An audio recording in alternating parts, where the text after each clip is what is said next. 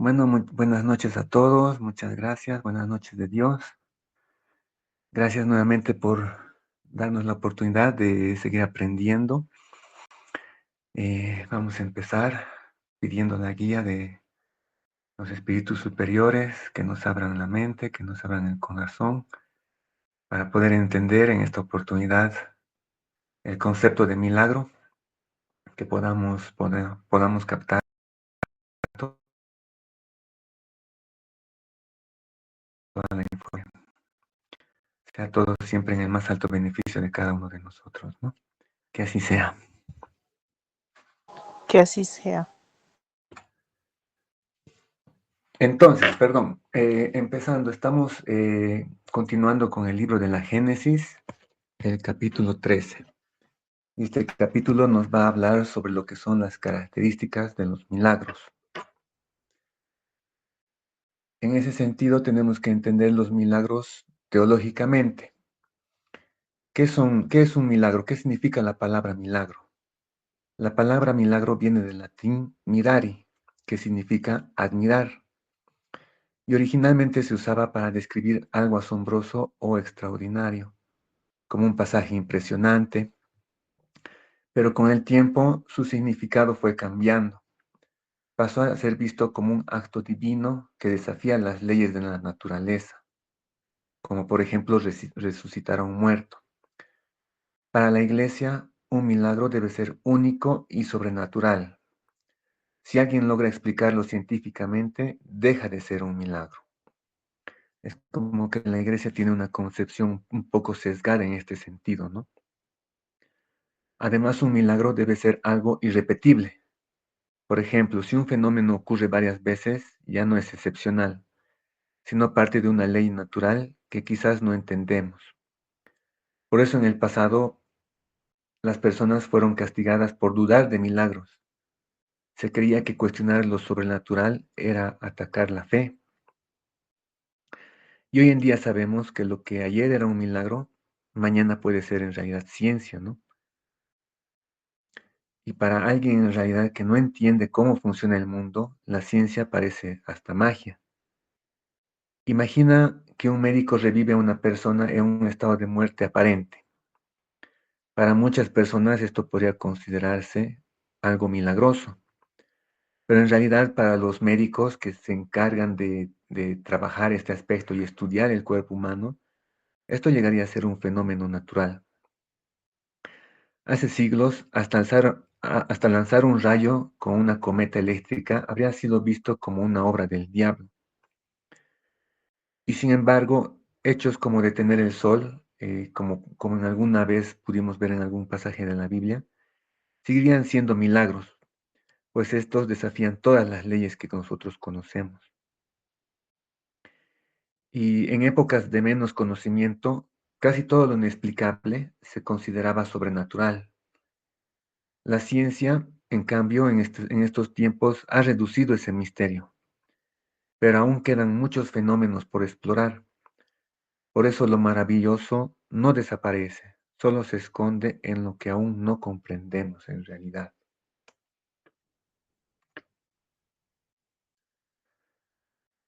Cuando la ciencia logró explicar lo que son los truenos, los relámpagos, las estaciones, lo mágico se mudó a lo espiritual.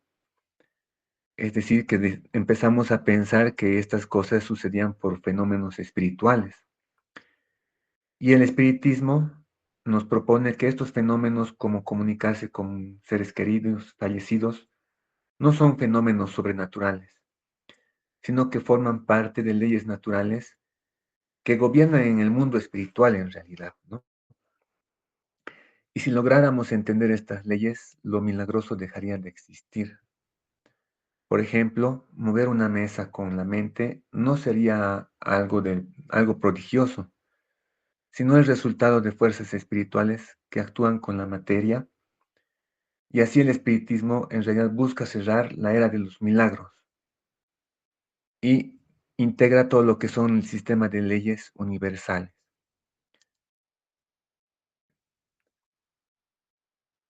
El espiritismo es como la ciencia o la biología, pero aplicado al mundo espiritual. Estudia leyes que explican cómo los espíritus interactúan con nosotros. Algunos dicen que esto es sobrenatural, pero en realidad es tan natural como la gravedad. El espíritu en realidad no muere, es el ser principal, mientras que el cuerpo es solo un vehículo temporal.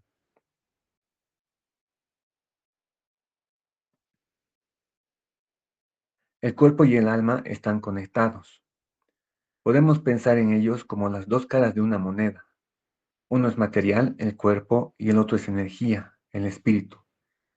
Y juntos forman un sistema armonioso gobernado por leyes que el espiritismo busca descifrar, sin magia y sin misterios.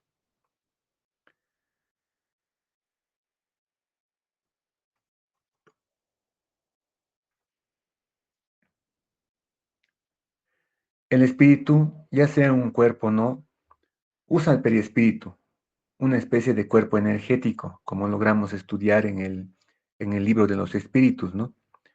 Y de esta manera interactúa con la materia. Cuando no se está encarnado, necesita ayuda para comunicarse, como un extranjero que no habla el idioma, ahí necesita un intérprete, por ejemplo. Y en este caso, los intérpretes llegaríamos a ser los médiums, personas que sin poderes especiales actúan como intérpretes. Imagina que el medium es como un secretario que escribe lo que el espíritu dicta, o un traductor que convierte mensajes espirituales en palabras. No hay magia ahí, solo existe una colaboración natural entre dos realidades que coexisten. Y como podemos ver, las imágenes tratan de describir un poco este aspecto, ¿no? Existen fenómenos que tal vez nosotros no conocemos, pero sin embargo interactúan entre nosotros, ¿no? Podemos interactuar entre espíritus o por el espíritu mismo interactúa con el cuerpo físico por medio del perispíritu, ¿no? Esto para nosotros ya no llegaría a ser algo mágico, ¿no? Sino es algo que ya podemos explicar. Los fenómenos espíritas parecen mágicos porque usan fuerzas que no dominamos, pero son tan naturales como la electricidad. Antes los rayos se atribuían a dioses y hoy los usamos para cargar nuestros celulares, por ejemplo. Lo mismo pasa con el espiritismo. Estudiar las leyes de la naturaleza, quita lo sobrenatural a las cosas. Por ejemplo, podríamos considerar a alguien que realiza una cura instantánea. Podría deberse en realidad a fluidos energéticos y no a un milagro. Así como la ciencia explicó los truenos, el espiritismo explica lo que antes se veía como divino, pero sin negar su asombro. Si un espíritu levanta una mesa, rompe las leyes de la física y no necesariamente. Imaginemos que hace 200 años alguien te dijera que un avión de metal volaría. En esos entonces las personas nos estarían tachando de locos, que cómo es posible que un objeto de metal gigante, un ave de metal, decían, no creo, en esos entonces, podría volar. Se consideraría totalmente anormal, ¿no es cierto? Sin embargo, hoy en día es normal ver aviones, ¿no? En el cielo. Y así lo que antes parecía imposible, hoy parece más posible, ¿no? Y antes lo que la gravedad podría ser imposible, ahora ya es una ley conocida. Incluso podríamos considerar el hidrógeno, ¿no? Que llegaría a ser un gas que eleva un globo, ¿no? Que sin embargo nosotros no logramos ver el gas, pero el globo lo contiene. Y al estar contenido en sinergia ambos, pues el globo puede flotar, ¿no? Incluso elevarse hacia el cielo. Y la historia está llena de ejemplos similares, ¿no? Como el telégrafo, las vacunas, hasta el Internet habrían sido milagros en esos entonces. Y el espiritismo nos invita a explorar y a no temer. Lo desconocido no es magia, es ciencia en pañales.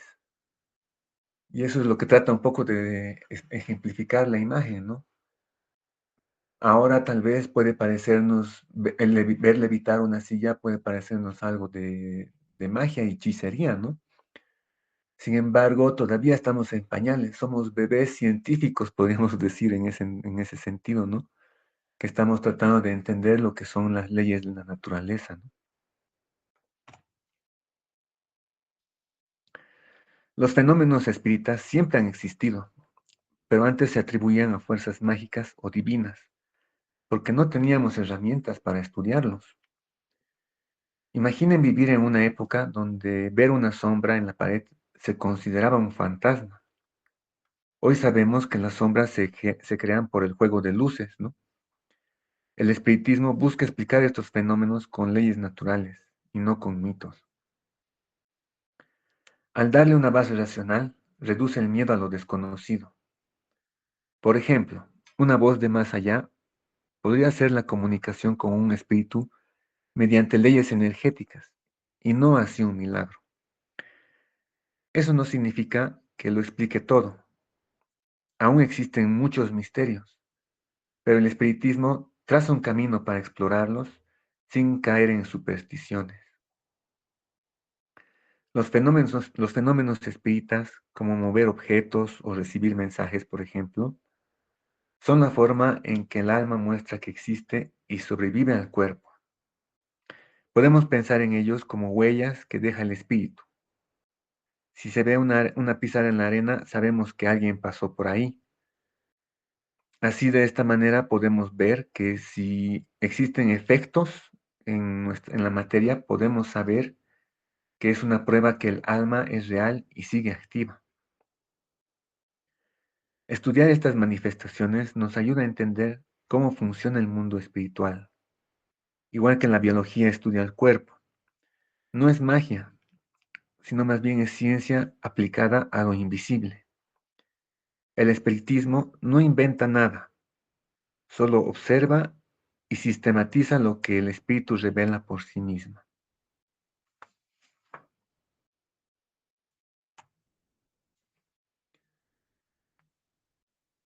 Para aquellas personas que piensan que solo existe la materia, como una mesa, un árbol, un vehículo, por ejemplo, o nuestro cuerpo físico incluso, lo espiritual es un cuento. Historias de Disney podrían considerarse, ¿no? Y si un medio recibe un mensaje, podrían decir que hasta es su imaginación o producto de sus meros pensamientos carnales, ¿no? Pero esto es como negar el viento, porque no se ve. Sabemos que el viento existe porque existen efectos del viento, ¿no? Podemos generar incluso energía eléctrica gracias al movimiento de las hélices por efecto del viento, ¿no? El problema es que al cerrarnos a lo invisible, perdemos la oportunidad o la chance de explorar un mundo nuevo y fascinante, ¿no? El espiritismo, en cambio, no nos pide una fe ciega, sino nos pide que tengamos curiosidad sobre todos los fenómenos que ocurren alrededor. Al igual como usamos microscopios para ver bacterias, nos propone métodos para entender la espiritualidad. La clave está en no limitarnos a lo tangible. El amor, por ejemplo, no se ve. Sin embargo, sabemos que el amor transforma vidas de manera muy poderosa, ¿no? Y el espiritismo valora los fenómenos reales, pero rechaza fraudes o exageraciones. Esto también tenemos que tenerlo bien claro, ¿no? Hay dos líneas bien importantes en este sentido. Por ejemplo, si alguien finge hablar con un espíritu para ganar dinero, llegaría a ser un charlatán y no es un representante de la doctrina en sí. Así como la medicina separa remedios de placebos, el espiritismo también distingue hechos genuinos de aquellos que podrían ser mito o mentira, ¿no? El problema es que muchas personas empiezan a criticar el espiritismo por culpa de estas personas fraudulentas, ¿no? Y criticar al espiritismo por los fraudes es como juzgar a la ciencia por los alquimistas en el pasado que buscaban oro y trataban de convertir oro a partir de piedras, por ejemplo, ¿no? Y en realidad la verdadera doctrina se basa en estudio y ética, no en trucos. Su misión es iluminar, no entender, no entretener o especular, ¿no? Y aquí podemos ver en la imagen, ¿no? Una científica que lo que busca es tratar de entender lo que ocurre en el plano material. Y hacia la derecha podemos ver quizás un espíritu generando interacción con algún objeto en la materia, ¿no? Que tampoco llegaría a ser algo mágico, ¿no? Sino que entendiendo las leyes de la naturaleza, podríamos considerarlas como naturales. Algunos fenómenos ocurren sin planearlos, como cuando una persona recibe un mensaje en sueños, sin necesidad de buscar este mensaje, ¿no? Otros pueden ser intencionales, como un medium que escribe guiado por un espíritu.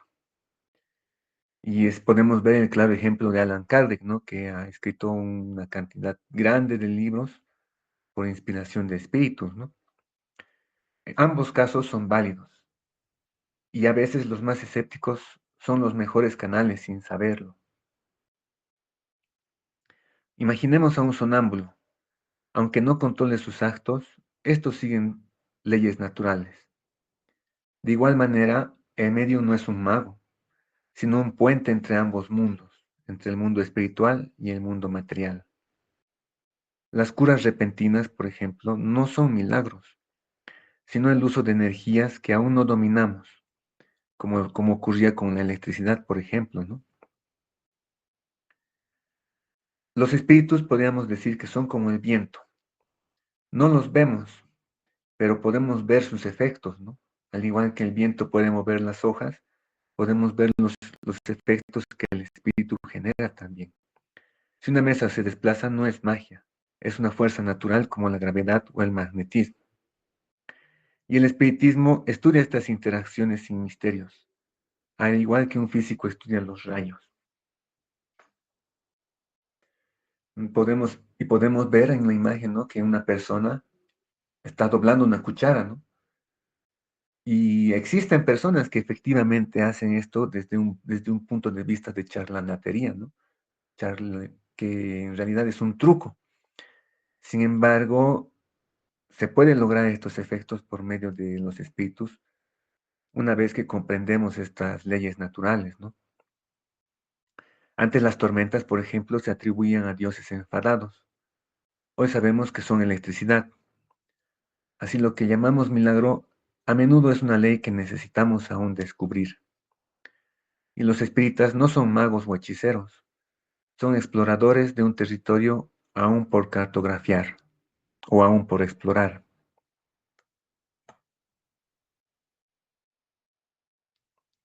Pero entonces nos preguntamos, ¿hay milagros fuera del espiritismo? La mayoría de lo que conocemos, como las curaciones inexplicables, tienen su base en leyes naturales. Por ejemplo, podríamos considerar una estatua que llora.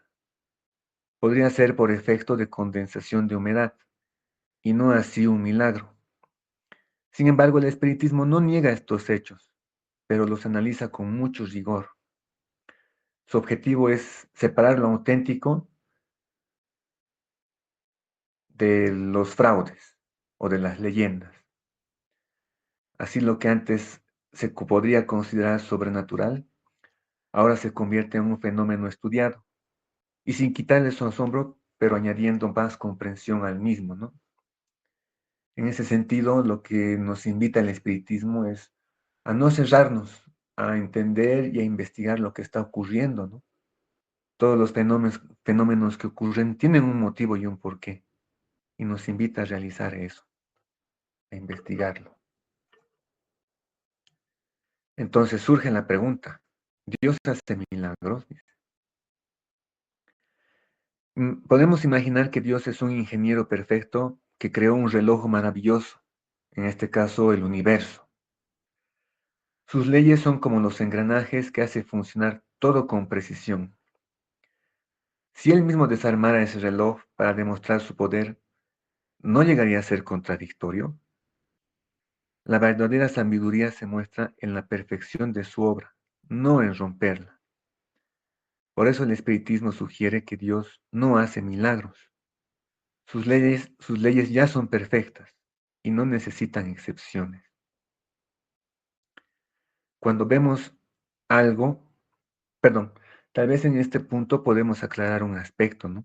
Considerando la definición de milagro que vimos al principio, en la que un milagro es algo que se puede admirar, ¿no? En ese sentido, todo lo que ocurre en el universo llegarían a ser cosas que se pueden admirar. No necesitamos romper el universo para entender cómo funciona. El universo tiene engranajes perfectos, ¿no? Sin embargo, rompemos la definición de milagro como algo que no se puede explicar, como algo que está fuera de las leyes de la naturaleza, ¿no? Y eso es a lo que nos invita en realidad el espiritismo, considerar los milagros como algo que tendríamos que admirar y que con el debido estudio podemos entender. Cuando vemos algo que parece inexplicable, como una cura repentina, por ejemplo, no es Dios quien haya suspendido las leyes, sino que aún no entendemos cómo funcionan. Así como antes no conocíamos la electricidad y ahora la usamos, lo que hoy parece milagro podría ser una ley natural que descubriremos mañana. La grandeza de Dios está en la armonía del cosmos, no en trucos momentáneos. Algunos creen que hay milagros buenos, milagros realizados por Dios, o milagros malos, milagros realizados por Satanás. Pero esto en realidad genera una contradicción, un problema, ¿no? Si Satanás pudiera suspender las leyes divinas, entonces sería tan poderoso como Dios. Y esto contradice totalmente la idea de un creador todopoderoso, ¿no? Y nos hace preguntarnos cómo un ser malvado tendría permiso para desorganizar la obra perfecta de Dios. Sería como decir que un pirata puede apagar el sol cuando quiera, y esto es algo totalmente ilógico. Además, si un hecho milagroso ocurre, ¿cómo saber si viene de Dios o del diablo? Al final, el resultado es el mismo, la cura existe. Y el espiritismo propone que estos fenómenos no son milagros, sino efectos naturales, asombrosos, admirables, utilizados por los espíritus, según sea su intención. Así es, no hay magia, solo es el uso de las leyes que algunos dominan mejor que otros. Muchas religiones se basan en hechos inexplicables, como apariciones o curaciones milagrosas, pero lo inexplicable no significa sobrenatural. Por ejemplo, hace siglos ver a alguien hablar en trance se consideraba un milagro.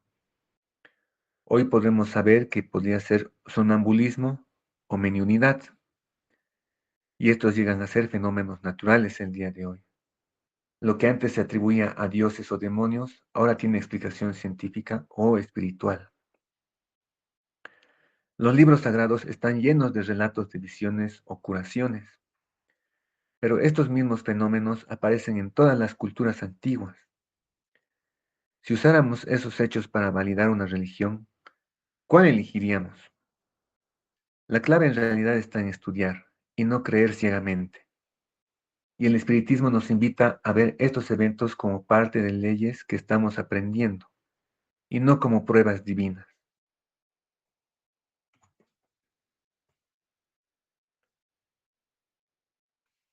Entonces, ¿qué podemos decir sobre lo sobrenatural y las religiones? Imaginemos construir una casa sobre arena movediza. Por muy hermosa que la casa sea, ésta se hundirá. Y así pasa si basamos la religión solo en milagros.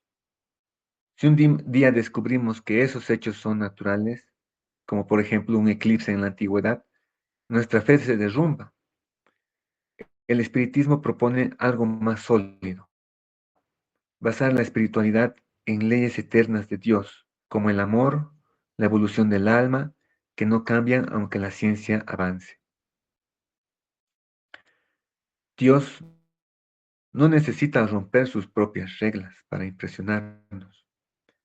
Su grandeza está en la perfección de la naturaleza. el ciclo del agua, el latido del corazón, las estrellas del cielo.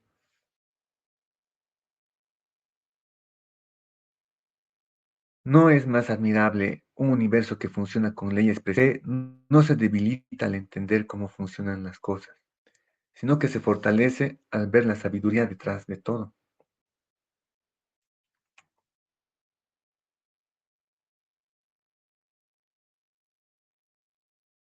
Entonces, nos hacemos la pregunta,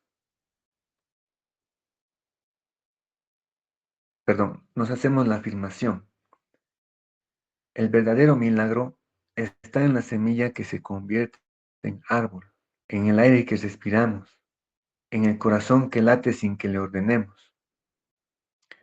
En lugar de buscar lo sobrenatural, el espiritismo nos invita a maravillarnos con lo ordinario, la lluvia que riega los campos, el instinto de un pájaro que construye su nido, o el cuerpo humano que se cura solo.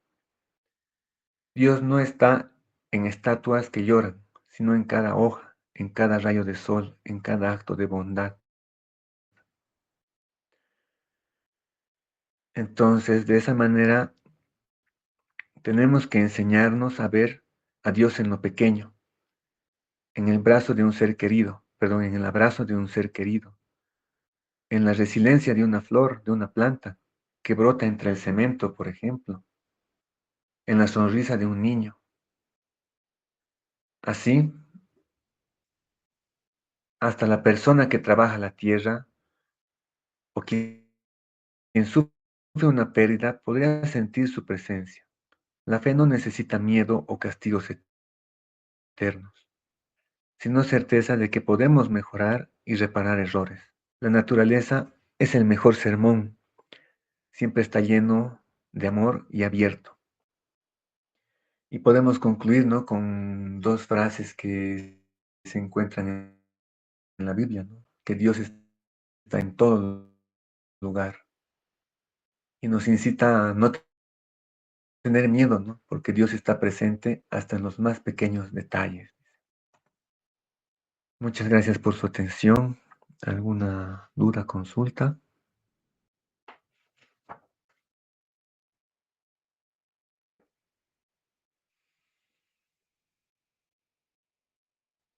Bueno, vamos a concluir entonces la charla de esta noche. Gracias por su atención. Gracias a Dios Padre, Madre, por permitirnos estar en esta oportunidad, en este momento, poder recibir este alimento espiritual, poder continuar respirando, poder seguir teniendo la oportunidad de maravillarnos con cada pequeño detalle que ocurre a nuestro alrededor, ¿no? Con el crecimiento de nuestras uñas y nuestros cabellos y nuestro cuerpo, ¿no?